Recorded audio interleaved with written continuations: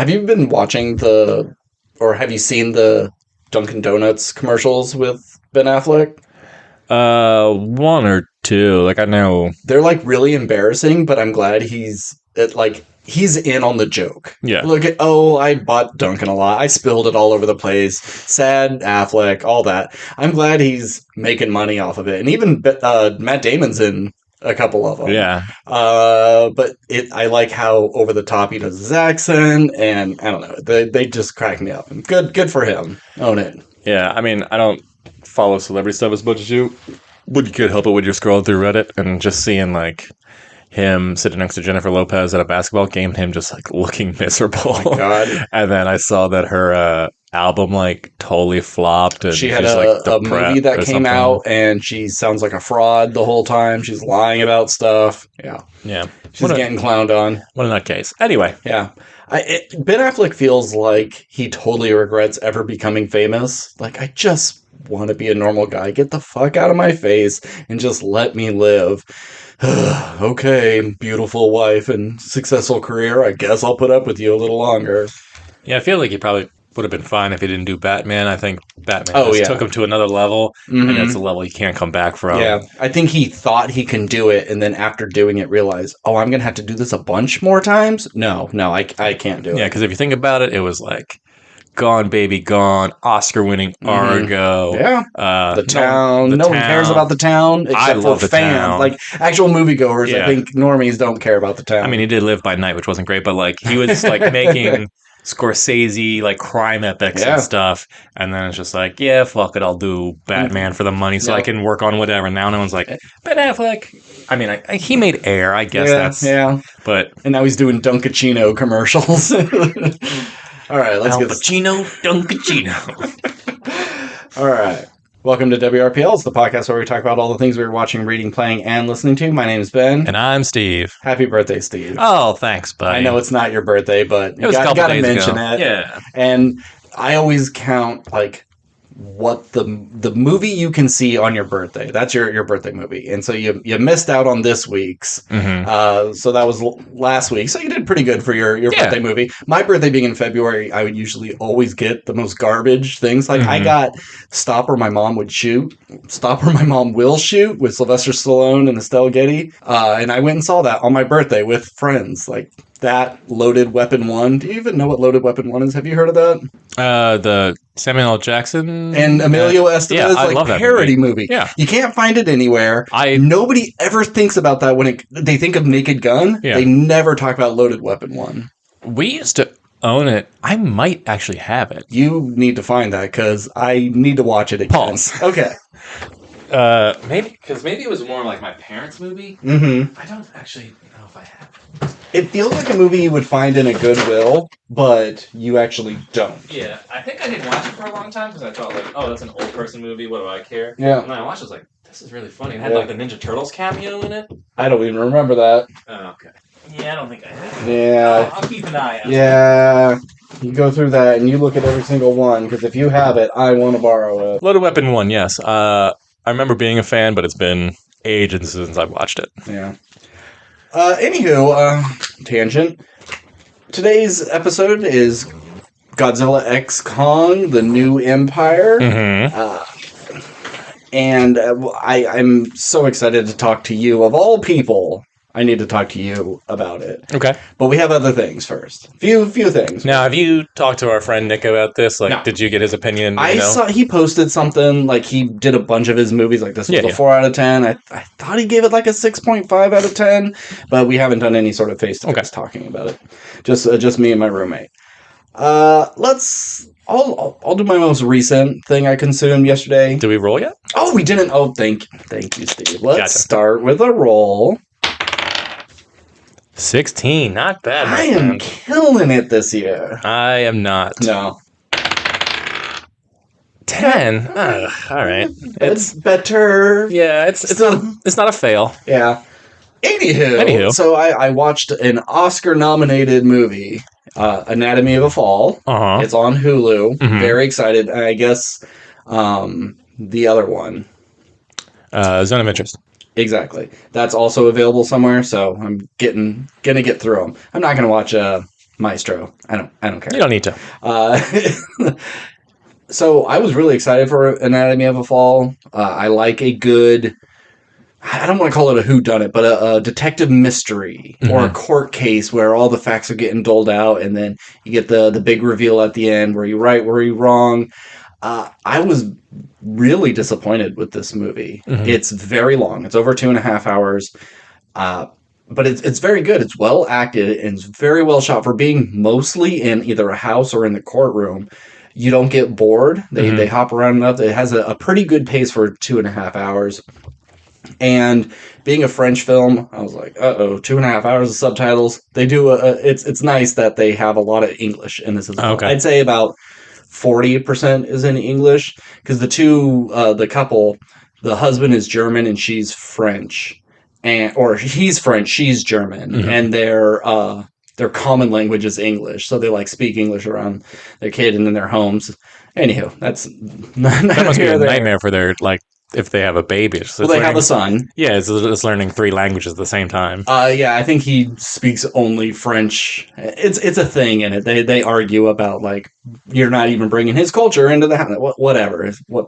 So he falls or is pushed or something happens to the husband and he falls out a window and he's dead. The son calls, the wife comes out, and then they're digging through all the evidence. Well, this blood splatter looks suspicious. That would only happen if he was hit and it splashed from way up high. And, well, if he hurt himself this way, there'd be DNA here, but there's not.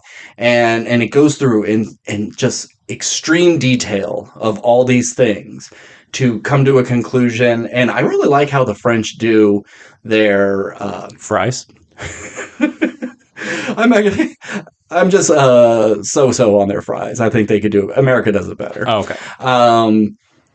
On how they do their courts, it's 6 or 8 judges, and then you have lawyers on both sides, and they all can just kind of talk at the same time. One person could interview the witness and as if they were a lawyer themselves. It's different. It's not just one lawyer on each side and a judge. But do they wear the powdered white wigs? They have their outfits, no wigs, but they do have an outfit, a robe of some sort.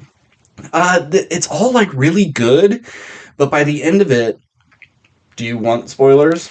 I think I know what happens based on I've seen nothing of this movie. I've looked up nothing, no reviews, but I've just heard a thing this was at the Oscars. I'm okay, I think that's probably what it is. So the dog did it, kind of, right? No. Oh, then I have no idea. I knew there was a big deal about the dog from Anatomy of the Fall being in it. He's a really good actor because he has to play dead in this. He ate someone's vomit that had aspirin in it, and so he was acting funny, and they the kid recreates it, and the dog, it's not a puppet. You would think you would just use a puppet. This dog is just going limp, mouth open, tongue hanging out, and it looks dead, but it's an actual dog just acting. It's very impressive. The dog was the most impressive thing about this movie. Okay, cool. But you don't get an answer. Oh. You get an answer to if they find her innocent or guilty. Sure. But you don't find out what actually happened. You have to make up your own mind. And I think that's a great idea, but not what I wanted from this movie, because it's so, well, how the hell did that happen if this, and how did the hell it happen if that? And if you don't actually have the answer to it, it feels like you could just make up whatever. Sure. Any sort of crazy sort of evidence they found that there's no way you could piece together. Well, it doesn't matter. We're not telling you the ending. Because in that sense, it's basically you have just as much chance of it being someone murdered him or a wizard came in. Aliens came and recreated the whole thing and mind wiped everyone. Yeah, because there's no logical explanation as to why that happened. Yeah. So you could chalk it up to aliens, wizard, magic, whatever. So I hear you. I'd say skip it. Okay. I'll still say Poor Things is the best movie. I probably was. I was most excited to watch Zone of Interest, but pretty much everyone I've talked to about Zone of Interest doesn't seem to really like Zone of Interest that much. I just heard it's a bummer. Yeah. But, you wouldn't expect an Auschwitz movie to be madcap.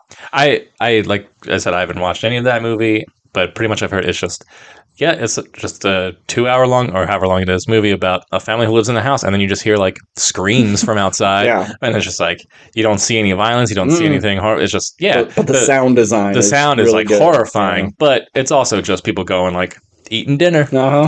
Okay. Yeah. I mean, maybe it's great. I'm not putting it down. It's just I haven't heard glowing reviews from I'll watch it. more I'll let normies, you know. I think you should still watch Poor Things. Oh, I fully plan to. Okay. But yeah, when I can. I say C+, just for entertainment purposes. It's definitely a higher rated movie when it comes technically, but I wouldn't rewatch it. The dog gets an A+ though. Oh hell yeah. Yeah. Snoop is the character, the dog's name. So what do you got? Well, I just want to give a quick little update on Baldur's Gate. So I'm at the point in the game, I'm max level. I can't get any higher. The best I can do is maybe buy some new equipment or discover a new item that could help boost my characters up. But this game got crazy fucking hard out of nowhere. I'm trying to do like 2 missions that have to do with characters. And they have effects on the overall story, but aren't necessarily I need to do them, but I want to do them. Because this, I don't know if I mentioned this, but in Act 3, basically you're amassing allies to help you in the great battle to come. And there's one fight I go to, which is Shadowheart's thing, who's like my main companion, who's been with me more than anyone else. And so I want to see her story come to a conclusion.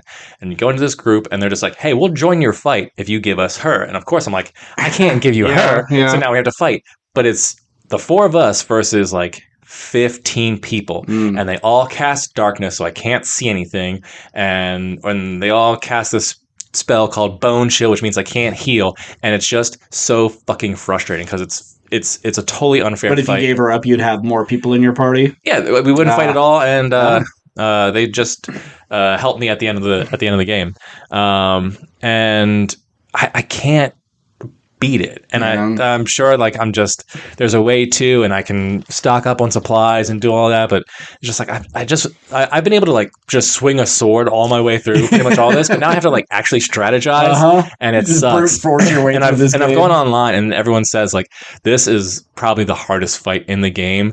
Just from is this the final last thing? Not at all. Are you serious? Yeah, it's a thing that's just hard, but required. No. That's what I'm saying. You could skip this? Yeah. And that's what I'm saying. Like, these are just like story beats for your side characters that aren't necessarily required to finish the game. Yeah. But if you want to see how their plot lines like end in a satisfying way, like you do this stuff.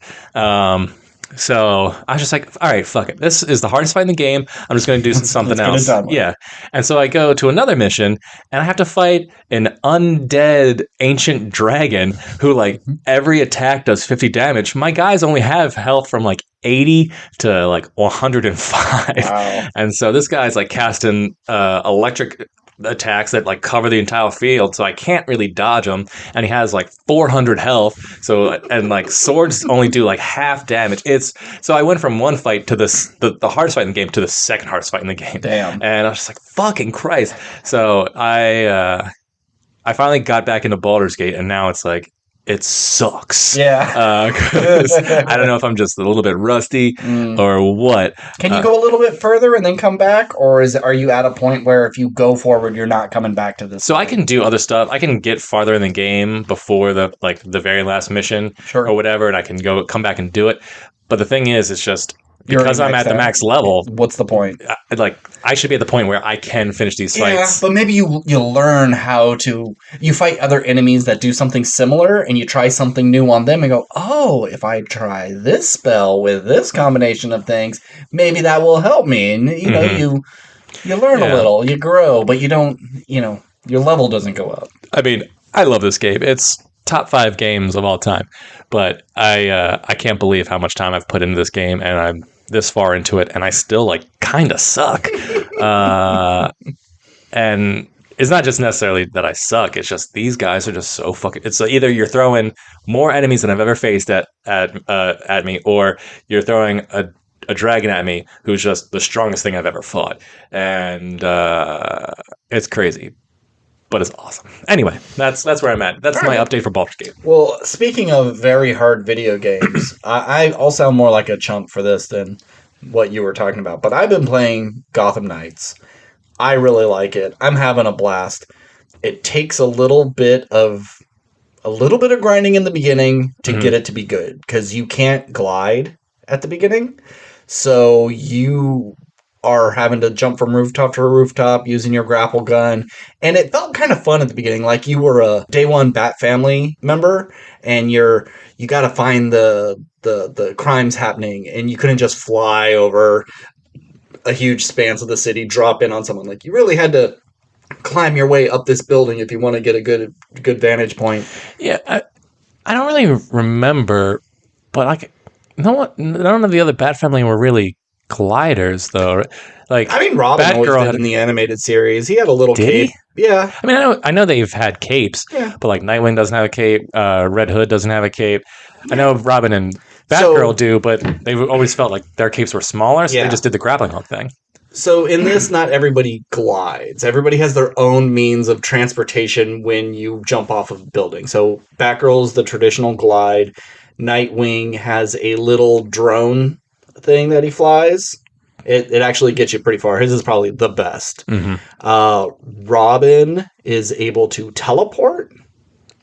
He's using like what's the watchtower technology? You know, they transport him up and like, oh man, I could do this and do like small bits. Okay. So you turn invisible and then you're a little.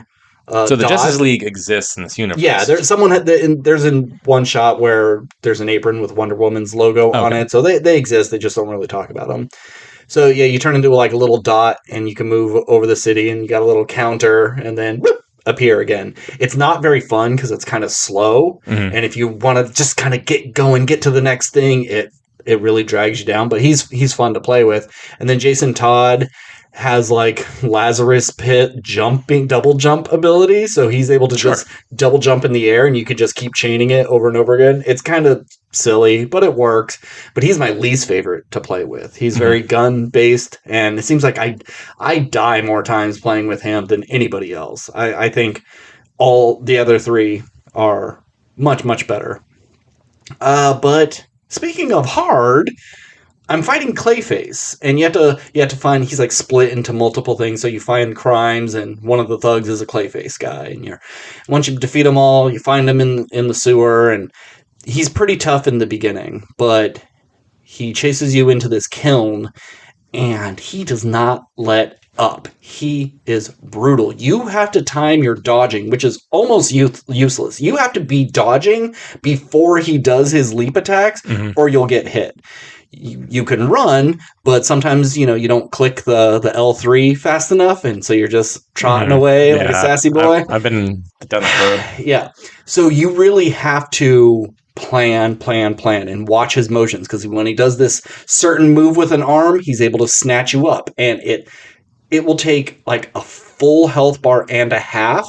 You get like 7 times you can re-heal yourself. So after he grabs you, you got to heal because he slams you, drags you across the ground, and that brings you practically to 0. So you have to use 2 health things every time he grabs you. So you want to stay away.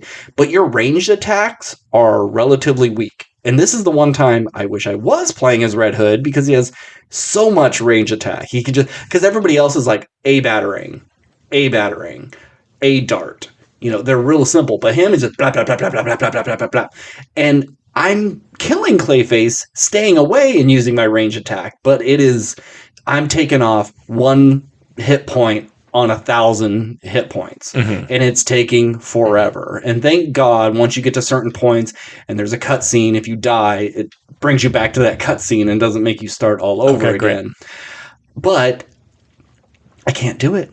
I spent 3 fucking hours this morning. It was like I did 2 missions and then got into this, and I just got stuck playing Clayface. And I said, fuck this. I'm going back to the Belfry, which there's no Batcave. You're in a Belfry. It's really cool. I'm going to be Jason Todd. And I was like, wait a minute.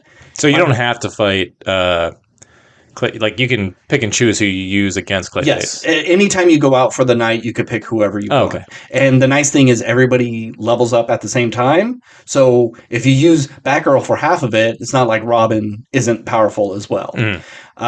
So that's very nice because I kind of play for a bit, go back home, get more intel, then I switch characters. And I just have a pattern I'm going into. I'm just trying to have fun with all of them and not focus on one. So there's no game design that sort of incentivizes you to pick this person right now. Now, all of them have different things. Like, all their movesets have different attributes that help them. Robin is way more stealthy and can get... he won't get noticed as easily. Jason Todd has range, and he's the big, bulkier guy. Everybody's got their own thing. So it just depends on how you want to play. That's why I'm playing with all of them to see who I like the most. Like, Robin's kind of the weakest, and he's good with stealth, but I don't always do stealth. I'm kind of a charge in head first and just kick everyone's ass. Sure. So I've been playing a lot of Nightwing and Batgirl. I favor them, but I like Robin's movesets because you only get square is your attack, and it's tap for attack, hold for heavy attack, triangle is your range, and then hold for like a heavy range. And then you have to hold R1 and either tap one of the 4 main buttons or hold. So you get 8 extra bonus moves. Once your focus bar moves up, you can use these.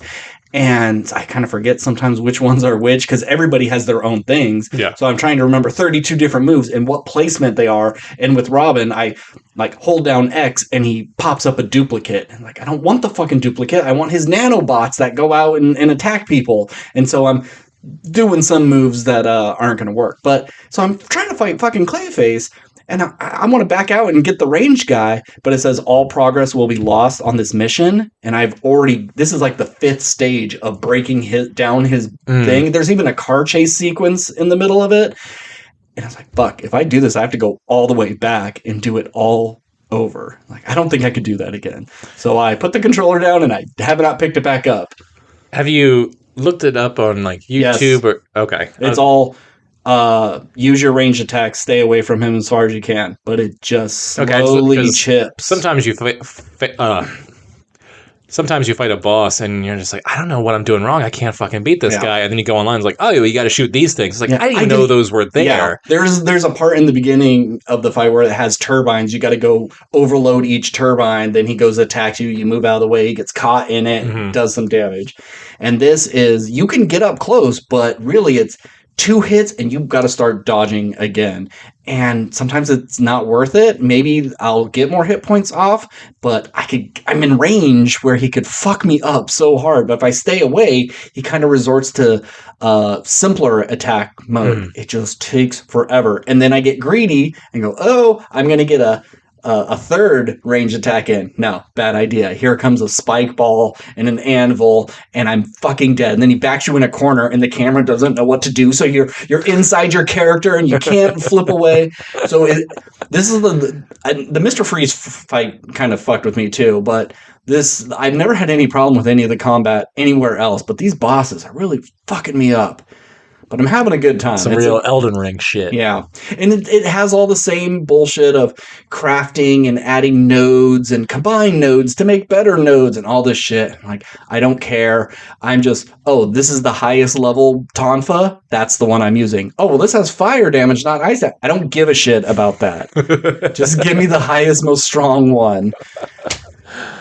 Yeah. So, yeah, I would recommend it if you like the Arkham games, but it's not the Arkham games. Yeah. So you have to be prepared for that. Like, Batman has the little cape attack to dizzy you, and you can flip over someone. You can't flip over anyone. You don't have that cape attack. You just got to dodge. But I think all the animations are really well done that you don't really miss that.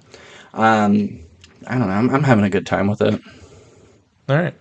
Well, I'll borrow from you when you're done. And it's Nick, so you'll have to borrow it from him. And then I'll get Jesus Christ. I'll borrow it from Nick and then won't play it for 8 months because I got to finish all my other shit. But then when I do, I'll beat Clayface on my second try. Probably. Like, what is your problem? Ben, you idiot. I'm not actually that I'm trying to scan him. I'm trying every little trick.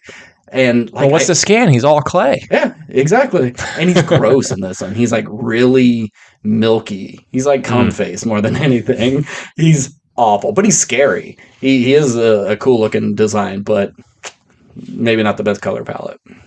Did they bring back Ron Perlman to voice him? Not that I noticed. Dang. Yeah. Well, let's talk Shogun. Let's talk Shogun. All right. Probably my least favorite episode so far, but that's because no horses exploded. But it's still a very good episode. But the episode that has me asking the most questions, and my roommate tried to piece it together, and oh fuck, I meant to write down their names. But so you have Kamiko? No, that's not her name. Mariko. And then her friend? Fuji. No, her friend from the past. Lady Ochiba. Ochiba, okay. She had a different name, but she's like now Riri or something like that. Now she's Lady Ochiba. Or Rin, something like that. Something like that, sure. Yeah, so they were friends. Mm-hmm.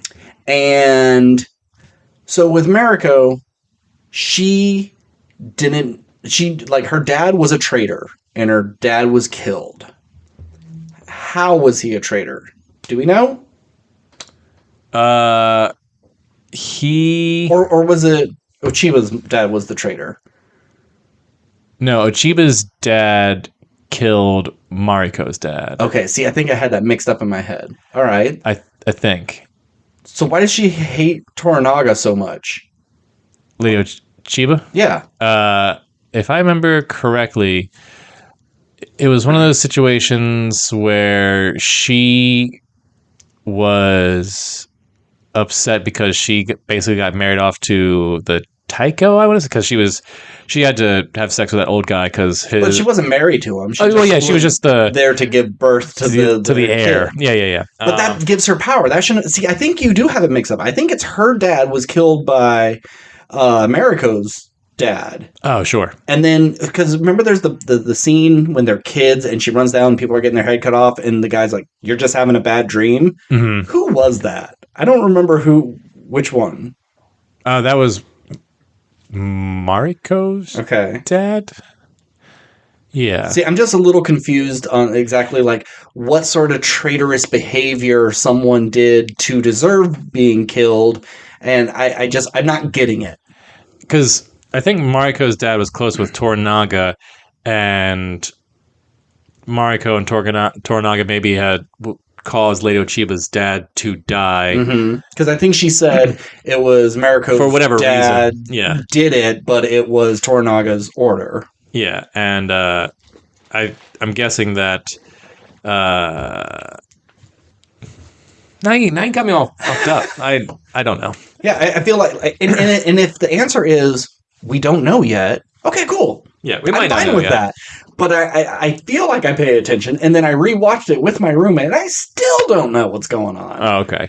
Yeah, all I know is I do remember the part where Toranaga's basically just like, yeah, your dad not sold you, but made you marry Buntaro to like keep you safe. Like, how did you not realize that? Like, he loved you. He wanted to protect you, so he gave you to like the great warrior of our to protect you, and then to come back and finish the job. Yeah. What job? I'm guessing Toranaga's plan has always been to sort of take the throne and become the Shogun. But he said he didn't want it. I think that's for show. Oh, he's just lying, and he's just been this master. Because if it's one of those things, it's like if you claim you're there to take the throne, then you look like a usurper and you're a warmonger and power hungry. But it's like, I don't even want it. That's what makes the best kings and presidents. I don't want it. Yeah, that whole thing. So he's a Jon Snow, but also a Littlefinger. Exactly. At the same time. He's doing Littlefinger moves under the guise of I'm Jon Snow. Okay. Does anybody else? Are they hip to his plan? Is anybody in on it? I think the main people in his crew are kind of like. Yeah, I'm not sure if I buy this act you're putting on, but who else would it be? Like, I'm stuck following you because I have no one else to follow, so you're the lesser of evils. Not necessarily Toranaga's evil. I just think it's kind of like the current system isn't working, and if we don't follow Toranaga, all of our heads going to get cut off anyway. So you might as well go out. Yeah, well, we're going to do what we got to do. Okay. I have another question. Okay. So we have I think she was like the lady, the head prostitute lady, the prize. Kiku. So she is the best of the best, apparently. She's one of the upper echelon of ladies of the night. Why is she with, the goober, the nephew? Like, why? You love who you love. I mean, I imagine he fell in love instantly. And is she just using him? I think because she does make says things early on in the season of like, well, maybe you should be in charge of the regiment. I'm pretty sure she's my guess is him? Well, yeah. I imagine that she is one of Toranaga's spies or someone's spy. And that's why he's sent. So I believe she's the one of the people like relaying information, whether to Toranaga or to Ashido. Okay. She's a spy in some regard because they needed to root out the spy earlier, and they just blamed it on the gardener. Courtesans make great spies. Yes, but was the spy just the older man who had the birds, or because he said like you need to make them find a spy to take the eyes off of you, or is there actually another spy and we just haven't seen? I mean, that's the spy we know about. I think Kiku is a spy. As to who, we haven't been revealed yet, but I imagine Toranaga doesn't have one spy. I think he has many spies everywhere, and like no one would expect that old man, and having one of the best high-end escorts or whatever. Like she's going to have high-end clients who would be good to spy on. But you think, I mean, unless she's like super loyal to Toranaga, you would think being the best. Prostitute. What's the word? Consort? Sure. She would have like moved on to a different area, a bigger city, and because it's like, oh, is she the best of this small province, or is she the best in all of Japan? Yeah. It's hard to say because geographically we don't have a lot to go on other than there's Osaka and then there's this place. So this place might be the Los Angeles of Japan. Maybe, and then Osaka is New York or whatever. Like we don't it seems like a small town because we only kind of get like 4 shots and we're only ever in like her place or Blackthorn's. So we don't really get a lot of buildings. It would be nice if they did a Game of Thrones or Lord of the Rings thing where, you know what, let's pull back, look at a map, point to the places and go, audience, we're here and we got to go here.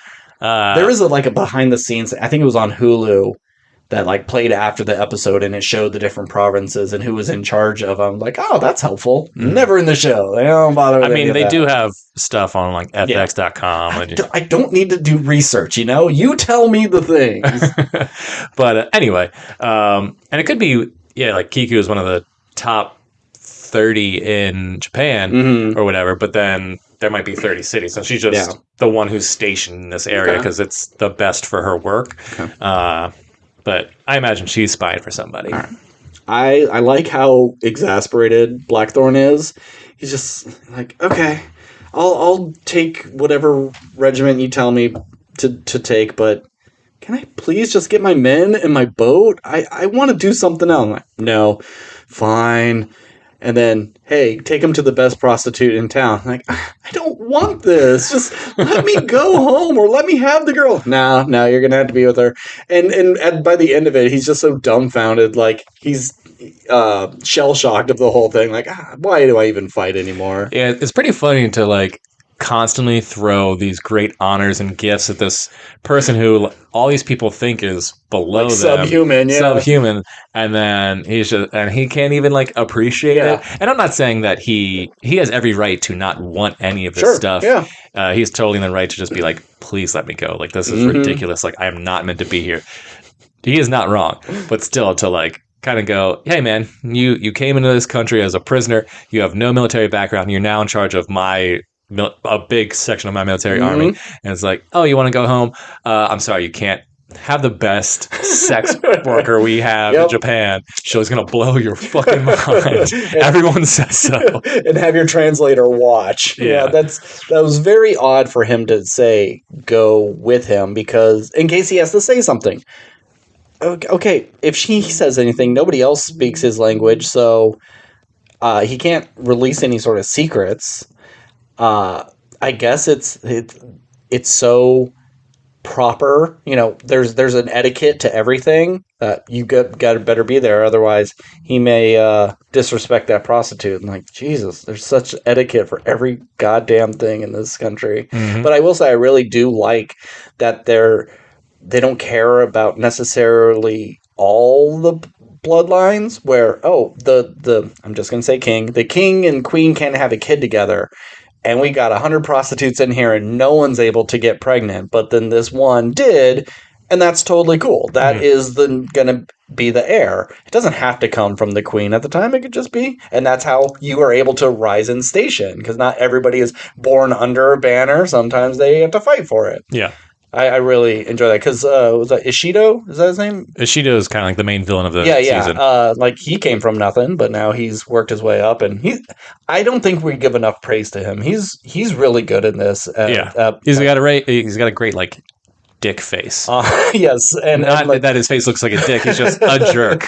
He looks like a bad guy, and just good at knowing the right thing to say at the right time. Very manipulative, and then still like kind of always losing. Yeah, like he knows all the right moves, but he's always getting outplayed. But someone else is fucking with. Yeah. And then he goes and kills one of the regents, just says, oh, you don't want to vote for my actor guy on the council? Fuck you, now you're dead. But I don't see how that helps them. They couldn't vote when they were 4 of 5. Now they're 3 of 5. Are there special rules for when you get even lower? Then you can make the special vote, because you would think everyone would just kill each other then. I guess you just... Nominate another person. And replace him until everyone agrees with you. You know how politics are. Yeah. But yeah, the show's great. I really enjoyed this episode. I love this show. It's gonna make me sad if it's just the one season. I mean, I'm happy if it's great and just stays great, and it's never ungreat, because it's just one perfect season. Like Watchmen. Yeah. You don't need another season of Watchmen. No. I'd watch it, but you don't. Of course. But yeah, I see a lot of Emmy wins in this show in the future, and I think Mariko is going to be a big star. Or could be. She's the Shogun. Whoa. All right. I watched a movie last week. I didn't get it in time for last week's episode, but I watched Immaculate. There's not much to say about this. It is very bare bones. And There's next to it. None to say about it. Okay, that's why we have you on the show. Thank you. My jokes are immaculate. No, all right. You know what you're getting into with this. Evil religious people. They are. I'm just going to spoil it for you. Go for it, because I'm probably not going to see it. This isn't like an immaculate conception. She's not getting pregnant because God shined on her. They are actually using DNA from one of the nails in Jesus's crucifixion. One of the nails in Jesus's crucifixion, and using the DNA and getting her pregnant, so it will at least be an offspring of Jesus. Okay. Yeah. So it's, let's say, one of the priest's sperm, but they're injecting that sperm with Jesus' blood? I'm not 100% sure on the science. I think they use his blood to get his genetic code, and then put it in the make it into sperm machine, and then inject it. I don't know exactly how it's working, but that's... Okay. They're getting her pregnant with Jesus' blood. That's enough. But I wish we. I drink Jesus' blood every time I take communion. Exactly. I never got pregnant with his baby. Wrong orifice. I need to be shoving the wine up my. Okay. Anyway, got it. So I just wish they played it a little straight from the get. Like, they're up to no good. Everybody's rude to her or looks sinister, looks like a pervert. I kind of wish we didn't know that they're behind all of it. So, from the trailer, there's a lot of nuns or women in this congregation or whatever. Convent, yeah.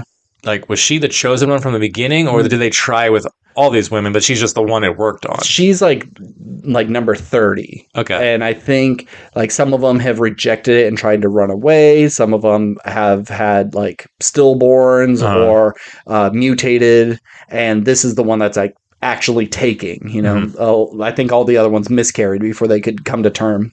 But she's only there because she wanted to get out of her American town. She fell in some ice and was dead for like 8 minutes, but God brought her back, so she's serving him. But it turns out they've actually handpicked her because of her situations, and they look at her genetics and they think this is someone we can dupe into it. And I feel so bad for Sydney Sweeney. I don't. She's the thing now. She's the hot thing, and so everybody ever talks about is how hot she is and her body, and that's got to be rough for her. But even in this movie, they're talking about how hot she is. Like, she goes through customs, and they're like, "You're a nun? Pfft, what a waste!" Jesus Christ. Yeah, and they do it in a different language, so she doesn't know that they're saying it. But it's like, can we? And there's a scene where they're showering her off, and she's covering up, and like a lot of long white linens, and they're bathing together, and everything's wet and see-through. It's still very sexual of a movie. But hey, she was the producer on it, so she could have said no. So I don't feel bad for her. Screw you, Sydney Sweeney. It sucks being hot. We would always say as kids, like, life must be rough when you're Ryan Phillippe, because everything at that time seemed to be perfect for him. And like, yeah, it must be. I think I'd rather be Freddie Prinze Jr., though. He's had a better life than Ryan Phillippe. I'll be Matthew Lillard. Okay. I don't know where that's going. It's all the Scream, and I know you did that Summer Crew. It's all connected. It works. Yeah. So what would you rate this movie? I gave it a B-. I think I had a good time. There's some interesting things that they do, like her realizing what's going on and trying to get out of the situation. She's pretty clever with. And do you want to know the ending? The thing that shocked everybody? The DNA on the nail, it doesn't cause her to give birth to a baby. It actually causes her to give birth to a nail. Yep, that's it. Because that'd be cling, cling, cling, cling, cling, cling. Yeah, but it's like a nice clean nail. Yeah. Because the other one was like old and rusty from ancient times. This is like a brand new, pristine, nail straight from the forge. No, do you want to know? Yeah, I don't give a shit. She climbs out because there's catacombs under the castle, of course.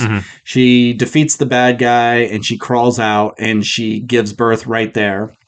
And it's all one take, and she's selling it. Apparently they did this in 2 takes, and that's it. And they used the first one, and she kills it.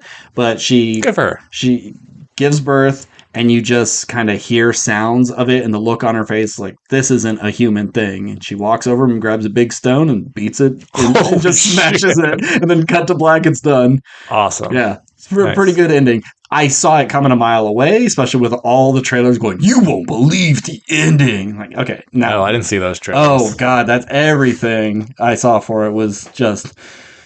Yeah, or the meme of me before Immaculate, and people are having fun walking in the theater, and then me after Immaculate, and everyone's all... Yeah. Yeah. See, they need to not do that. I mean, I get why, because marketing is important to sell a movie, but it just feels like... those TikToks or whatever, it's just like, you won't believe what happens at the end, and so you have to wait a minute, and then like nothing really happens, and something happens, and it's fucking dumb. It's like, well, congratulations, you suckered me in for that minute, or and now I go can't to Profile and see part 2 to see the real ending. God damn it, fuck you. Yeah. That's one of the things I like about TikTok, that if you press and hold at a certain part, it'll go 2 times speed. So some of these long-winded stories that people have, like, I'm interested, but you need to hurry the fuck up. And I'll listen to a lot of that stuff. Gotcha. But I liked Immaculate. I thought it was good. Fun ending, gross. has its bloody moments, has its sexy moments, but you've seen this before. I think more people will probably like it more than The Omen coming out, but I think that's going to be taken a little more serious, and this is a little more. It's a great teaser schlocky trailer for Omen. Oh yeah. Yeah, I just feel like nuns are like zombies got big in the 2010s. I feel like nuns have been really having their time lately, and I'm just kind of over nuns and religion. I'm over religious horror because that also ties to ghosts, poltergeist, possessions, exorcism. I mean, I get why it's an easy story mechanic. Because you can built-in terror. Hundreds of thousands of years of human horror and atrocities based around these things. The Crusades, it's an easy thing to pull and make scary. But let's get some innovation or just switch it up. Sure. I don't need another nun movie for a while. Yeah, and I think it just really wins everybody over at the end because they don't expect that to happen. So you kind of forget everything and you leave the theater going, "Holy shit, she mashed that baby good." Not since The Witch have we seen a good baby mashing. All right, what you got? Jesus Christ. Anyway, all right. So there was a movie you saw, right? You were gonna mention it, but then we talked about Shogun instead. You saw. It was Kong. What was the thing I watched? Oh, I finished Avatar. Oh yeah. Yeah, it wasn't a movie. Okay. I finished Avatar: The Last Airbender, the live-action version on Netflix. It only took you 2 months. Yeah, well, I don't have lots of free time. Fuck you. Anyway, this show is fine. It is. It's. I wouldn't even say it's like on the bad side of fine. No. I'd say it's on the good side of fine, but it's just fine. If you had never seen anything Avatar before, if this is your first foray, probably pretty good. You're probably like, oh, that's kind of a fun little idea. I don't think you'll think it's the greatest thing or whatever. It's not super deep. It's a little cheesy, clearly made for kids, but they tried to spruce it up a little bit, make it a little more serious. But it's just fine. The special effects are solid. But nothing to like be blown away. You're not seeing the dragons from Game of Thrones going like, that's a real fucking dragon. It's the action scenes are fine, but it's just like, well, it's not The Raid or not, any of these other. It's not Roadhouse. The acting, I think, is the weakest part of the show. Yeah. But it's hard to they're kids. Yeah, you can't. And I don't fully blame them. Because if you look at all the adult acting, I think all of them are great. Yeah, I think. Everyone's just doing the best job they can, and I have no problem with the show existing. I don't think it's as bad as everyone makes it out to be. And if you're talking about like, well, it's not a super great adaptation. I think for the 8 episodes that it exists, it really kind of does a good job of condensing the first season. Because it's 20 episodes, right, in the animated? I believe so. Okay. I think it's like 20, then 18, and then 16. Okay. So, I mean, that's according to Netflix, but I think 16 was actually 20 because they're just counting the last 4 as one. Oh, yeah. Maybe. I don't know. Either way. And you're comparing hour episodes to half-hour episodes. Yeah. So if it is 20, think of it as 10, 8 and 10. Okay, sure. Yeah. But I think my biggest thing is I don't think you can make live-action children's programs. With this like material, like if you wanted to make a live action, very odd parents, like a live action, let's take G.I. Joe. Okay. A live action G.I. Joe comes out, you can't make that a kid's thing. You have to make it a PG-13 thing because in its essence, it's adult people going to war. Yeah, they're shooting against guns and terrorists. But when it's a cartoon, but when it's actual children in war, it's a really hard sell. And then you're doing this magic element, and you have people throwing fireballs at each other, but like not really killing them or kind of killing them. Killing them when they need to die. Like when the story needs that person to die, that fire will kill them. Yeah, it's just. I think that's why I like Korra so much, because Korra feels more realistic in terms of its villains are better, and its like take on war I think is a lot more adult oriented. Sure. Where like the cartoon is this big, like, oh, this war's been going on for 100 years. The Fire Nation is like pure evil or whatever. But like, you really don't. There's like fights every episode, but it's not really like. It never feels like they're in ever that much danger. Sure. And then here's this show where it's like, well, we have to like really kind of make this look real and dangerous and have stakes, but it's all children, and you have to like make the show so children can watch. So it really like undercuts a lot of the war elements. Sure. And you just make it look good. I don't know. I think adapting kids programs with heavy material is hard to do for live action. Where if you're just like taking a cartoon that was always kind of adult, but just made for children, it's a lot easier. Like G.I. Joe, where you could probably make a live action Thundercats, but it'd be PG-13. This isn't really PG-13. This is PG with like hints of PG-13 elements, because it's not really bloody. It's not really violent. There are some deaths, but it for as high stakes as this show is, it doesn't really feel like it's that high stakes. I think the last episode, their battle sequences was pretty solid. Yeah, I think if you put silly music underneath the fighting scenes, like the Benny Hill, maybe not to that extreme, but I would just imagine people like falling over tables and a basket gets put on their head and then they're like, whoa, whoop, whoop, whoop, whoop, and they slip, Yeah. You add some of those effects and no one's taking any of these fights seriously. Exactly, yeah. But you do that to Game of Thrones, like, this just seems out of place. Yeah. That real war versus phony Netflix war. Yeah. But all in all, would you ever watch it again? No, absolutely not. Okay. When your kid grows up and you show them the animated one, will you say, well, do you want to watch this as well? Or will you just let them know? I'll let them know it exists, but do your own homework. But yeah, it's like, if you want to watch that, that's on you. That's on you. Okay, let's get to our main topic. I don't think I have anything else. You don't have anything else, right? If you do, who cares? Yeah, I forgot about it anyway.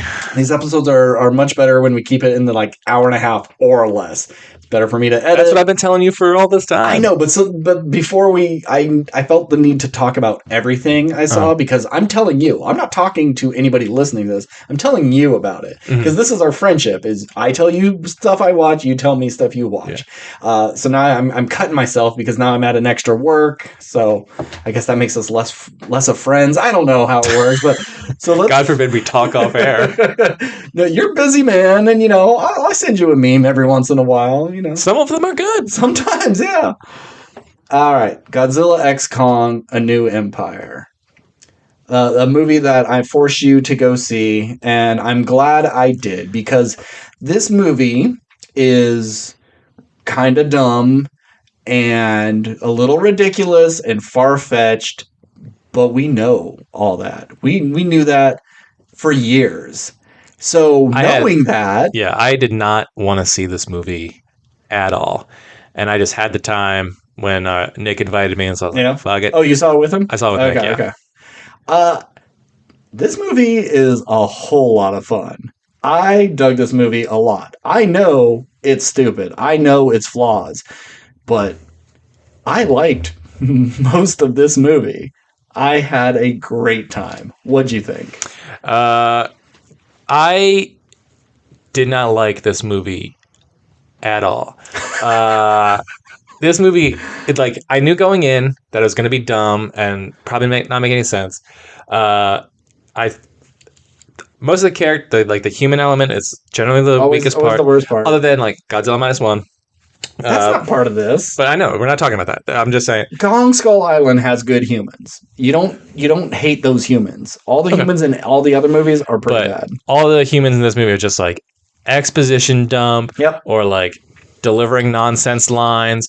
The number of times I rolled my eyes and went, Jesus fucking Christ! What are we doing here? We had a fucking Audi commercial in the middle of the. Oh yeah. I think it was, or Nissan, whatever it was. It was, or a Toyota commercial where she was just talking, Rebecca Hall's talking to her daughter character, and she's like, all right, let's go. And the camera pans out, and it's just this, it almost looked like a totally different movie because it was just this wide shot of them getting into their like beautiful Nissan Acura or whatever the fuck it was. I think I'm car blind because like I'm not good with makes and models anyways. But even in movies like the Barbie movie, people had a lot of complaints about the car chase. Just seemed like an ad for those cars. I didn't even notice that they were the same cars, same brand. I don't see that. They get in a car because people get in the cars. When they have a Coca-Cola can, turned exactly to the camera, I noticed that. But cars, I'm like, I mean, it's kind of, but like the thing with the car chase in Barbie, and we're getting off track here, but if you watch enough car commercials, it just seems like it had similar shots to it. And I think that was the problem. Yeah. Where this was clear, like if you've seen any car commercials, this is the glory shot. It just normally doesn't have humans getting in the car. Sure. It's just like the car pulls in a frame and there it is or whatever. So it was like that. Because usually when you see like people get in cars, they get in cars all the time in movies, but it's kind of like like it's just their shoulders and up and you see them like kind of bend down and get into the vehicle and then the next shot is they're in the vehicle. It's not necessarily always wide. You don't see the logo. The emblem. But I mean, that's just a very minor. I don't have a problem necessarily with marketing. Okay, besides that, you hated this movie? Let me finish. Okay. I hated this movie all the way up until the last 30, 40 minutes. And then I fucking love this movie. This movie is the shit for 30 minutes. Everything before the Scar King, fucking trash. And they're still trash after that. And I think there's some good before that too. Yeah. I mean, I fucking love Dan Stevens. Him doing his own Star-Lord impression and just being like the cool guy, like playing the cool monster dentist. What a role. And he's like playing 80s music that kind of sounds like I should know it, but I've never heard any of the songs in this movie. Brian Tyree Henry. I fucking love Brian Tyree Henry. Except in this. This is his worst role. He is so annoying in this. And I know that's his character. We're like, shut the fuck up the whole time. I wish he did not come back for this. Yeah. Also, Rebecca Hall, I haven't seen a ton of her work, but everything I've seen her in, typically I'm like, oh, Rebecca Hall is a good actress. Yeah. I didn't realize she was in the last one. Yeah. I totally forgot about her. Yeah. I don't. It's like her and the little girl are the only returning, and Brian Tyree Henry. Yeah. They're the only ones. Don't recall them at all. I thought they were new characters until I got enough context clues to go like, oh wait, they were in the last one? Yeah, with a Skarsgård was the dude. And Nick turned to me and was just like, yeah, she was paired up with Skarsgård. I was like, Skarsgård was the last one? Yeah. I remember like nothing about the last one other than... all the humans are so forgettable. Other than the Mecha Godzilla fight at the end. I don't remember anything else. And Kong getting an axe, I guess. I kind of remember that part. But yeah, the last 30 minutes of this movie was a ton of fun. Did not know there was going to be a four-legged Ice Godzilla. Yeah. That was cool. Scar King is fucking scary looking. I loved his design. Yep. I loved his bone whip. The anti-gravity fight is so silly but so fun. And then I just had a blast at the last 30 minutes. And it made me kind of go like, I think I like this movie. Yeah. But it is bad for a good hour and 15. It's really like an hour and 40. I think there's stuff in there and it moves so quickly that even though you're with humans for a bit, let's check in on Kong. The moment you check in on Kong, the movie should have just been Kong. Why does Godzilla get top billing in this? This should be, instead of Kong Skull Island, it's just Kong Hollow Earth or New Empire. This should be a standalone Kong movie. Godzilla is wasted in this. Yeah. Godzilla does some cool shit. I love seeing Godzilla there. Yeah. But a lot of it, especially their fight at the pyramids, are just, we need them to fight at least once. Right. So what's another landmark? Let me ask you this, because maybe you have a better... You remember the previous movie better, and maybe there was some stuff in this movie that I just missed because I was rolling my eyes so hard. So at the end of Godzilla, King of the Monsters, Godzilla defeats King Ghidorah. Yes. And then Godzilla becomes King of the Monsters. And we know he becomes King of the Monsters because at the end, all the monsters bow to him. Yeah. And the movie's called King of the Monsters. Yes. So now Godzilla's mission in this is he is Earth's protector. He is the one who balances nature when monsters get out of line. And it seems like monsters are constantly getting out of line. But why are they getting out of line if he is King of the Monsters? Like, are these rogue agents who are popping up from Hollow Earth that he has to like put back in their place? Is he are they just like, well, fuck it, who cares? We just want giant monsters fighting each other. Are we banning that logic? Yeah, you're implying that there's a whole lot of connective tissue between the movies, besides a few characters. I don't think that was really all that important. Maybe everybody, they bowed, but then when they all went back, they're like, I ain't bowing to that fucker again. Could be. They might be doing some Shogun Game of Thrones level, like, hey, the crab people, we don't adhere to Godzilla's rule. Yeah. Rise up. Maybe they were drilling oil and fucked with his home, and he went, hey, I'm going to run Rampage, and then Godzilla shows up like, oh, well, I guess I'm dead now. And I know this is just like nitpicky and doesn't really matter. So I don't know how much the Godzilla TV show plays into this, but you have the whole big like twist of that series was, oh, people down in Hollow Earth don't age or whatever because the time displacement. But that didn't seem to like play to effect at all. I don't know why they put that into the show. I think they put it into the show specifically to have that, oh, you're my grandma, but we're almost the same age. They just wanted to play with that. Yeah. Because they go to Hollow Earth in Godzilla versus Kong. Yeah. And it didn't matter. It seems it didn't matter. It does not matter. And then, like, Godzilla's supercharge thing or whatever in this, I think it's a cool look. Sure. But it never seemed to like actually make him any stronger. Yeah. It's just like, well, now he has a pink beam. Visually, cool. I'm fine with it. I like the idea of Godzilla going Super Saiyan, but it didn't make him seem any stronger, and I thought that was dumb. Yeah. There's more points I can make. I can't think of them at the second, so I'll complain about them later. Yeah, I think you cut out Godzilla. You cut out most of the human stuff. And this is just about, like, everything is peaceful. Godzilla's on Earth, napping in the Coliseum. You could show Godzilla, but he doesn't need to be in it. All the Titans are settled down. Kong's just going to go back home. And it's about him finding the Scar King and overthrowing his empire and raising little baby Kong. That should just have been the whole movie. And then when you add Mothra and the Iwi and pyramids, and you put this liquid into the water and it acts as a gear, and it's like, that's too much. You have way too much going on. This is should be, okay, this movie is cheaper than the last one. I think it looks better and it has bigger and more action in it. And I think it's because there's not nearly as much human stuff. The last one, you had two kind of human stories back and forth, and they took the 4 humans and they made them stay with each other the whole time. And so I think it's cheaper locations and craft services and all that. So let's make it even cheaper. You cut every human out, and you just make this a computer animated movie about Kong going back home. You could have subtitles if you really need us to hear what they're thinking, and I think you can make this even cheaper. And it would be all the stuff we want. We don't need the exposition people. If you have good enough writers and good enough computer effects makers.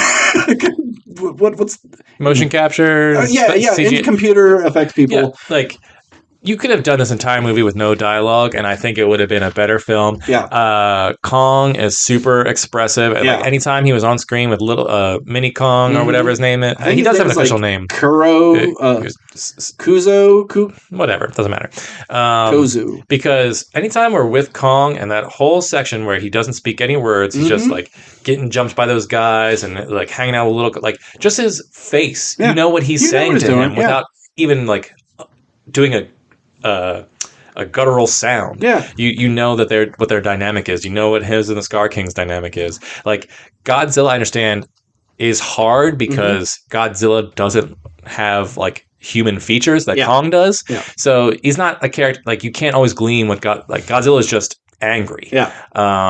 Or chill. Reptiles are evil and cold on the inside. You can't relate to them. Mammals for life. So I think this movie was smart to pivot to Kong, and just make Godzilla just basically his buddy. Who it's like, hey man, I got this dude. I'm about to get jumped by these guys. They're gonna fuck me up. I need you to show up. And Godzilla's like, I got you, brother. I may beat you up myself first because you still owe me that money. There's a line in this movie that I was just like, oh, they know what they're doing. 100%. Where Dan Stevens goes, hey guys, I know we're just throwing a bunch of shit at the wall, but I got an idea. I'll be right back. I was like, okay, they know this is fucking dumb. Because it brings in the pterodactyls. Because it's like, hey, you guys like Kong, you guys like Godzilla. Great, they're in it together. You guys want a different Kong and a different Godzilla? Great, they're in it. You know Mothra, you know how they died, right? We're bringing Mothra back. Yep. And not only are we bringing Mothra back, it's God. And it's like, wait, what? And then we got Mini Kong and we got the ape followers. Well, let's get some pterodactyls in here too. We got an army of pterodactyls flying. It's just, we're just going to throw a bunch of stuff at the screen and it's a blast. And it's the same with like the arm, the cast. Like, what are we going to do about his arm? Hold on. I think I have exactly the perfect thing just a mile down the road. And then 3 seconds later, it's on him and he's perfectly fine. Yeah, Jesus Christ. That drove me insane because we saw them get out of their ship. That they were like, and they said in the movie, "Hey, we're 2 miles from the location of this thing that we're looking for." So then they go there and they find the entrance to the Iwi's place. Oh, the cave, yeah. Because they went to the outpost first, then they flew, got to the thing. Got it. And so they walked like at least another 2 miles to get to the fucking pyramid that was also a mile high, but they never got, whatever. Yeah. And then, so basically he would have had to run 4 miles back. He flew. He flew there. They didn't fly or he ran to the ship and then flew the rest of the way. Yeah, but I'm saying he walked 4 miles to get back. And because it just seemed like the Scar King and his army were like an hour away. Yeah. It would have taken him like 6 hours to get back to the ship. What? I know it's just movie nitpick shit. It doesn't matter. Just the logistics of it. The timing, the pacing was so fucking weird. Yeah. But anywho, I liked the colors of this movie. It was very bright and colorful. Sure. I thought that was nice. Yeah. A lot of these movies are like super dreary. Yeah. Well, I mean, mostly the Godzilla stuff. Yeah. The Kong Skull Island was bright, but that's because versus Kong is also bright. What do you like? What do you think about Baby Kong? I rolled my eyes when I saw him in the trailer because, like, oh, this is what we're doing. Mm-hmm. And it is the popular thing, the big older guy taking care of a young kid. But I love that little monkey. I thought he was funny. He was very expressive. I liked that he was kind of a little bit of an asshole at the beginning. And then I liked that he was used as a blunt object when King Kong was beating up other monkeys. Yeah, that got one of the genuine chuckles for me. Yeah. And I like the one he saves from falling, and then it attacks him, and he goes like, okay, fuck you, man. You can die. Yeah, Kong's awesome in this movie. Yeah. There's a part where like the gravity has shifted. They're all kind of like jumping around and doing all this crazy stuff and bumping into each other. And I think another gorilla or monster or something was like coming after Kong, and then Mini Kong throws a rock at him and hits him, and I just turned to Nick. I was just like, "Great shot, kid! Don't get cocky," because I just felt like it was like a Han Solo, Luke Skywalker moment because they kind of look at each other and wink or whatever. The amount of times they I was coming up with dialogue for this movie. It was great. There's so many times they zoom in on King Kong's face and he gives this look of like you or like you would think he's giving a thumbs up. He's so expressive. Yeah, and there was a part when the Iwi. They're all psychics. They're talking to each other, and she could feel it. And then they poured this liquid, not the red liquid that act as a motor or something. It was another kind. I thought they were going to make them all drink it, and then they would all hear their thoughts, and it would just because we have them psychically telling a mute girl who has to sign to someone else who then has to explain it to other people. That's too many steps. There was no need to make her mute. Ever. It seems kind of pointless. She can still know sign language and talk. That is possible. I thought everyone was going to drink it. They could hear each other. And then I thought Kong was going to drink it and we were going to hear dialogue. Because I would take hearing the inner monologue or the grunts with subtitles between all the animals and wipe out all the humans. We don't need your exposition because Godzilla and King Kong actually have voices. I would take voiceover work. put Seth Rogen as Nah, I was gonna say, give me like Gilbert Godfrey or something. yeah, Gilbert Godfrey's Godzilla. Seth Rogen plays another monkey, and that's it. I mean, Gilbert Godfrey's dead. So Yeah, we I was trying to think of someone. I was going to be like, oh, not Gilbert Godfrey. Paul Rubens. It's like, wait, Paul Rubens is dead too. Damn it. Matt Berry, Godzilla, and Seth Rogen, King Kong. I'd rather have that than constantly cutting back to them. Oh, well, they're activating the pyramids to send a message to Godzilla so Godzilla could help fight the Scar King. Which, okay, that's another question. The Scar King doesn't seem like it's doing anything with the Iwi. Like, they're not even interacting, because when he first gets there, he sees the portal, or at least one of his henchmen sees the portal and goes, oh shit, that's how I can get out. So he's never been there before. He's not subjugating them. Why are they calling Godzilla to come down to Hollow Earth to fight him? Well, because... And this is a part of the movie. This is my probably least favorite part of the movie, where I was just like, oh, this is so fucking dumb. Is where Rebecca Hall goes into that chamber where it tells like their history. Yeah. And it's just like 6 pictures. And she's like, this blah, blah, blah, blah. And she's like relaying this huge exposition They dump. do the It's same like, thing in there's not AVP. even like symbols here. It's just like 6 pictures that you're making up this whole story. It's like, fuck you. And then a white woman would come and save the day? Oh, is that me? I'm the chosen one. Prophecy. But in that story, I think they explained that Scar King, I think, was kind of ruling over, and they were like, those people were afraid of him, and he didn't interact with them because obviously they evacuated the city at the end or whatever. I think they were worried that he would come there, destroy what they had built, and like go to the earth above. I don't know. Once again, handled well. Sure. And that's another thing that I want to point out is I think this was the first time I really rolled my eyes. That's not true. But I did. So Kong's whole thing is he wants to find family. He's the last of his kind. Yeah. It's been talked about since Kong Skull Island. He's the last great gorilla or whatever. And he can't find any of them. And so we're in Hollow Earth, the Earth below Earth. And then an earthquake happens, and it's like, oh, you know what's even lower than Hollow Earth? Even Hollow Earth. Yeah. How fucking lazy are we? And then, so we get there, and he, like, goes under this place, and he looks out, and there's still, like, a sky. Like, is there a second layer of sky, or is this, like, a part of the world he just didn't see? I think somehow? You go down, and it's a huge cave system, and you pop up on another side that he hasn't explored yet, and it's the same sky. It has to be, It has to be, I would think. I would think that he could have figured that out, or like I don't know. They said he's only. Oh, this is the furthest he's explored. He hasn't covered this whole area. So, so this is a new house to him. This is the neighborhood over the mountains. He's like, well, let me hit all the grasslands first, then I'll tackle the mountains. Fair enough. I'll buy it. I just thought like it was so silly that Kong's possible ancestor or subset of gorillas is just below the below place. Yeah. Oh my fucking god, what are we doing? And it's also where the Iwi are hiding in their Mothra cocoon. Okay, so you go into the subterranean level, as they call it, and you see all the apes, and they're what are they doing? Yeah, it seemed like they're in some sort of like mining facility. But they're just passing rocks back and forth. You know, he's sitting on his throne like, yeah, work harder. And they're like, what are we doing? I don't know. I didn't get instructions. I was waiting for Scar to be like, be prepared. Because it had that vibe to it. Yeah. I really like Scar King because I think he is very evil looking. I didn't realize that was a bone whip. I thought it was something mechanical that he ripped from the substation. It was an extender arm for rock drilling or something, and now he's using it. And it's a spine, and it's like elastic, and it's expanding. Don't worry about it. I know. You don't worry about it, but I don't really buy that. I wish it was the Scar King realizes that he can get the Iwi because they have the Mothra egg or whatever. And he wants it either just to be a dick to kill it, or he knows if he has it, he could open a portal, something. If this is the god to monsters, if I control this god, like I control the ice guy, Simu, Liu, or whatever it's called. Weird cameo. This monkey riding Simu Liu. Yeah.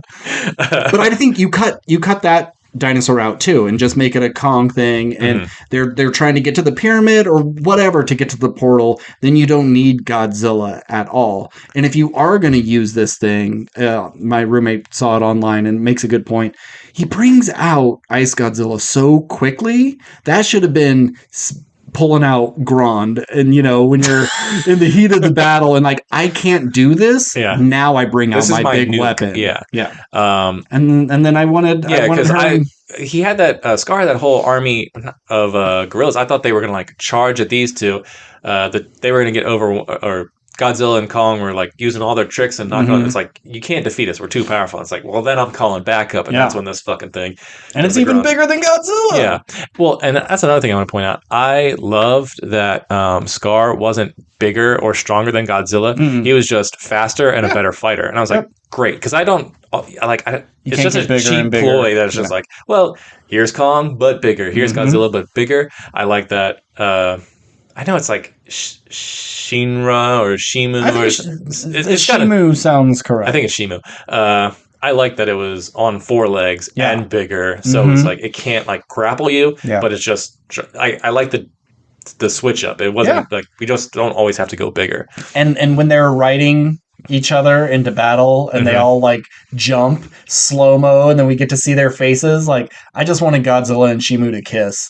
I wanted that to be his big beautiful girlfriend, and at the end you see them both curled up in the Colosseum, because like she'd be the fire, she'd be the ice age, he'd be like the destruction, and they are this yin and yang of, if it's time to destroy the world, I come and lay waste, you freeze it over, and this is the reset. And then they they make out a little bit. That's the next one. I think they definitely will become a couple. Yeah, because then you see Kong riding it back home, like, are you going to put it back in that lava cave? I think that was its prison. Go let this thing run free. I would have loved, because we see Scar riding Shimu, and I hope that's right, and feel free to correct me. And then as they're charging at each other, Kong kind of jumps on Godzilla. I would have loved it if Godzilla was running and then just pushes him off right before. What the fuck, We did not talk about this. Like, do you know who the fuck I am? It's like someone jumping on your back in the hallways of school. And like, no, you didn't ask for a piggyback, bro. Yeah. It's like LeBron James on the basketball court, and then the water boy hops on his side. It's like, it's like, get the fuck off me. I'm playing a game. Yeah. Let's see. What else? Let me ask you this. And I know the answer. Did they ever explain what that crystal was, or why it controlled Shimu, or like he's a crystal dinosaur? He has a crystal. You just have to do the sound effect and have Shimu go, "Oh, my head, noises," and then you know it's shorthand. You know exactly what it is. Like, does Godzilla have one of those, and just no one's ever discovered it? But you would think that's what his axe is made out of, is one of the spines of Godzilla. So you would think he could control Godzilla with it. Yeah, that was stupid. I think it could have just been a muzzle of something. Like, that's the thing. It's like, that's how you kind of bring in the Iwi people, is like, we had this crystal and we used it to fight Scar. He took it and almost destroyed us all because it was the protector. We used this to protect us, but we like treated Shimu as like an equal, or whatever. We protected this so she could be free, and then he took it. Like, you can incorporate an area of that, but it's just like, well, how do we get this lizard to team up with a gorilla? Well, we make some magic item that makes them control. It's like, what? It wasn't handled super, super well. And I don't think we needed Mothra at all. I don't think she added anything to it. No. It seemed silly. I couldn't believe there wasn't a shot of like Godzilla or Kong running and the wings expand, so it looked like they were an angel gorilla or whatever. Or something. But that would be the shot of, King Kong jumping on the back, and then you cut to a front view, and then Mothra's flying in the background. So you get all three of them. Yeah. And then they turn into the Megazord. Yeah, because she would come down as the helmet, flip around, kill. The only other thing I'll say is, we only get brief glimpses of other creatures in this, but like all the creatures that we do get, I think the monster designs in this movie are great. I like the pterodactyl things.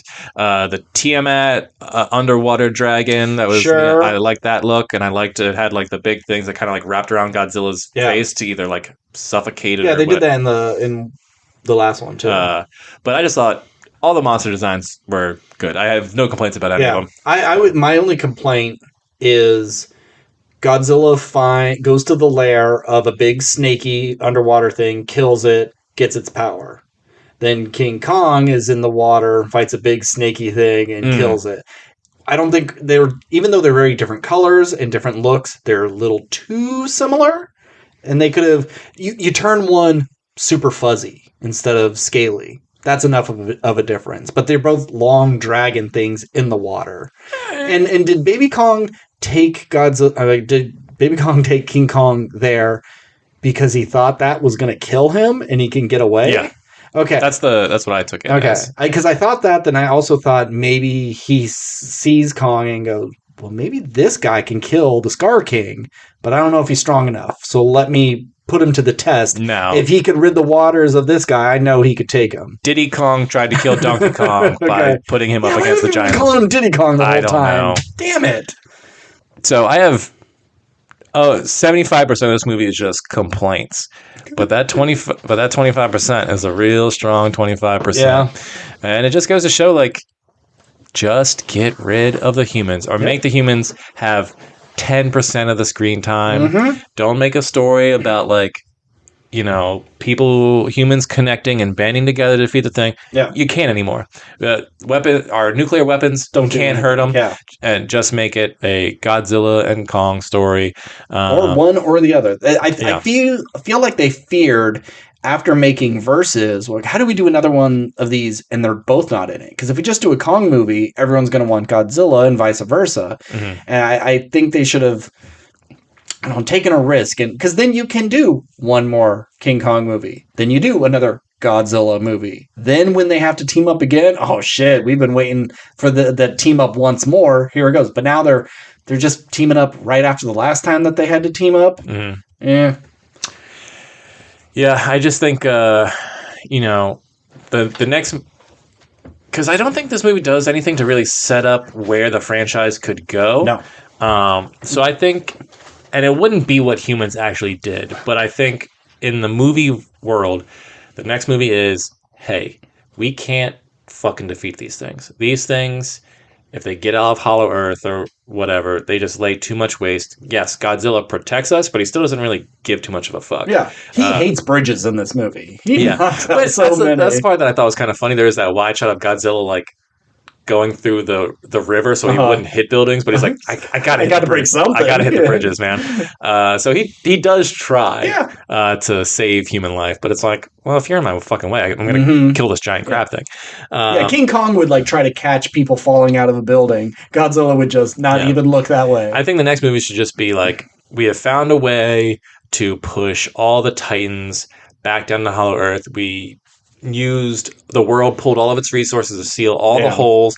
No one can escape, and except for one that we have access to because we can monitor it in case we need Godzilla, but Godzilla has no reason to come up to Earth. Or we only have one portal. Yeah, Godzilla has no reason to come up on Earth because there are no more Titans. Yeah, so it goes back into slumber. So it goes back into slumber or it goes back to Hollow Earth and everyone's just fucking chill. So then we eliminate the humans that way. And then the next movie is just Godzilla is king of the north and King Kong is king of the south.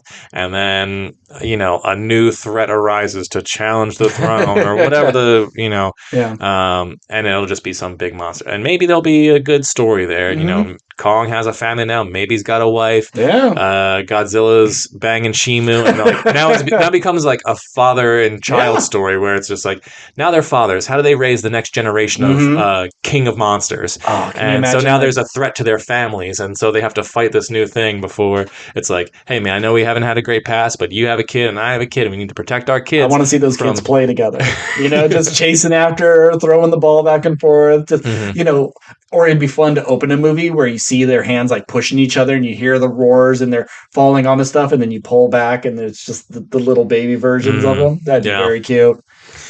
I think what you can do, if you're looking to wrap up the series, you do two more and whatever the bad guy is, it cracks the hollow earth. And so, like, say North America, South America is gone. The earth is cracked open. We've lost half of our ocean because it's filled in. The hollow earth is flooded. Everything has flood. It's just water world with monsters. Well, I mean, there's still land. Like, let's say Asia, Europe, Africa. That's still existing. But the waters have receded. All the monsters have fled hollow earth, and they are running amok. And it's too much for Godzilla and King Kong. They do what they can. But the only way to do it is scorch earth. And Godzilla takes out the entire planet. It freezes over, and everyone's dead. And that's the end. Godzilla goes back into slumber. King Kong dies, and you just end it. They tried their best. They lost. Kind of a bummer ending. But they probably won't do that. It'll be another, oh my God, here's another monster attack. And I want Violetta. Have you seen this monster? Give it a googs. Is that what we're calling now? Give it a googs. That's a stolen joke from another podcast. I'm sorry. That's the Gen Z. The Gen Z. Yeah. Oh, no one Googles anything anymore. It's all about the googs, man. You give it a goog. It's Violetta? Violetta, spelled exactly how it sounds. Because everything is, look, it's Godzilla with sword arms. Look, it's a King Kong. Oh, I know what you're talking about. This is a crocodile seaweed monster.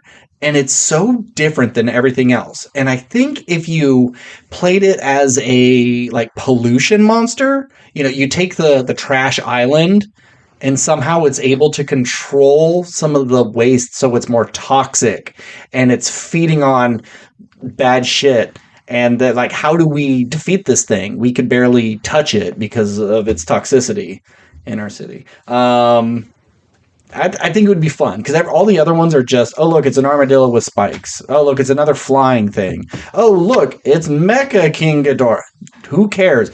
You look at every Godzilla villain in the past, none of them are really cool. There's some okay ones, and I think some that you probably could update. Violetta is the coolest looking one. I don't think we need to do all of them. We got our Rodan, we got our Mothra, we got our Ghidorah. Cool, good enough. Or something new. The Muto was new. Yeah, I like the Muto designs. Even though I think they stole a lot to make Mothra. The hands and stuff, it's very similar to the Muto, but hot. She's a hot bug. I know I probably have a million other things I saw and wanted to bring up to you, but I'm blanking right now. But all in all, I gave this movie a B-. I had a good time. It's not a classic in the sense of high prestige. Yeah. But this movie, I think, will be the one people remember out of all the Godzilla Kong ones. This is the one people will go back to. This is perfect for TNT. Anytime you turned onto that channel, you're going to have some cool fucking monkey action. Yeah, the biggest compliment, when I came out of this movie, I felt like this is going to be a bunch of 10-year-olds' favorite movie. 100%.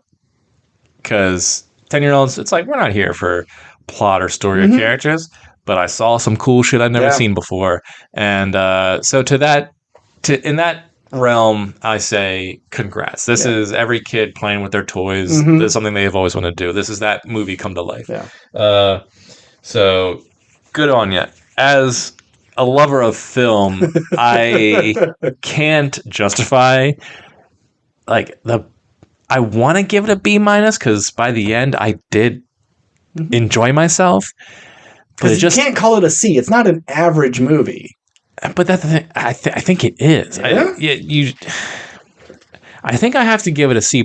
I want to give it a B-. I just don't think I can justify it because there's too much bad to justify it's I ate asparagus and Brussels sprouts for 4 hours, but I had that piece of cake, so it kind of made it worth it. Okay. I mean, I like asparagus and Brussels sprouts. That's a bad example, but not for 4 hours. Yeah. It's just I've only eaten this all fucking day, and I'm so sick of it. But it's because if I get to eat this, then I get this at the end, and you're just I had a good day. Yeah. It's did you really though? This isn't a good movie for a long stretch of time. Everything about it is bad up until that last 30 minutes or so, and then it's awesome. Okay. But even in that last 30 minutes, it's still some dumb shit in there. Yeah. So I'm going to say C+, but a very high C+, because this is not quality filmmaking in Shout the out general sense. To Adam Wingard, he directed the last one, and he also did the Blair Witch remake. He did You're Next and The Guest. The Guest is the shit. The Guest is great. That's one of those hidden gems that I was just like, I don't know what this is. I'll put it on, and then I watched it. I was like, guys, I was the first one in our group to watch it. I was like, you gotta watch The Guest. It's the good. Shit. Yeah. And I like You're Next. I think you would like You're Next. I saw You're Next. You did? Okay. Yeah. All right. I saw it because everyone was talking about how, like the critics liked it, and you probably pitched it to me to watch, and I ended up. I thought it was fine. I wasn't blown away by it, but the clothesline near decapitation is awesome. Yeah. Anywho, all right. So next week is Monkey Man. Finally something for Steve. There we go. Now we're cooking. I don't think I can see it though. I'm very busy. I'm gonna go see the first Omen, and then I'll just bullshit my way through Monkey Man. How about that? Cool. All right. So if you want to get in contact with us, we are at WRPLpodcast@gmail.com. We're on Instagram, TikTok, Threads, X. Hit us up with any of your questions, comments, or concerns. As always, I'm Ben. And I'm Steve. And the next Kong vs. Godzilla movie, weirdly enough, is called Godzilla vs. Monkey Man. Oh, is it? Yeah. Wow. They're bringing in Dev Patel to... and then they're going to find a serum to make him get really big? So it's giant Dev Patel fighting giant Kong and Godzilla. Does he wear the monkey? Does he kill Kong and wear his face as that mask? Oh, of course. Oh, how do you do that? No, fuck you, Dev Patel. You don't kill Kong. You want to see Godzilla because he's the cool one, but you root for King Kong. But in Dev Patel's defense, it's kind of like they like grab each other's face and rip it off. So then Kong is wearing the Dev Patel face. Oh, they just did a swap? Yeah, so Kong goes on like a Hollywood tour kind of thing. Oh, and he shrinks down? Starring in Green Knight 2, Slumdog 2, and they just swap lives. But it's like a gorilla body, but with Dev Patel's face, and then, a human body with a full-on gorilla face. Wow, that sounds really bad. Really I can't wait to see it in 2026. All right, well, all those things I said.